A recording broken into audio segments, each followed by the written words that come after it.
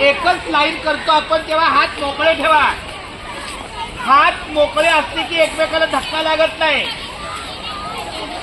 आता बघा किती शिस्तीमध्ये व्यवस्थित चाललंय सगळं. आता आपण हजरत हाजी पीर बाबा दर्ग्याकडे चाललोय. आतापर्यंत आपण 3 पहिले प्राणी, एक एलिफंट पाहिला, एक भालू म्हणजे अस्वल पाहिला आणि नंतर टायगर पाहिला. आता आपल्याला दर्ग्याकडे जायचं. हजरत हाजी पीर बाबा दर्गा. हात मागे, प्रत्येकाचे हात मागे. कोणी कोणाला धक्का लावू नका.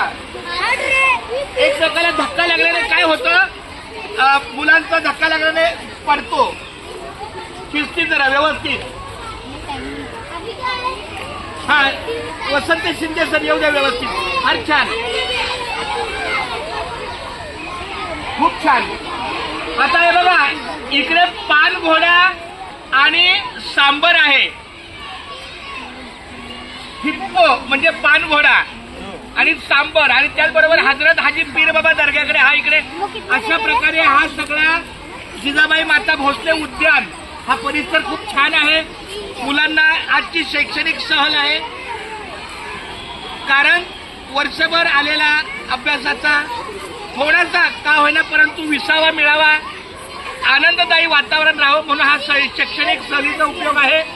आपण ती सहल मज्जा म्हणून घ्यायची, मस्ती म्हणून नाही घ्यायची. कधीही विद्यार्थ्यांना मजा आली पाहिजे, त्याचं रूपांतर मस्तीत नाही होता कामा.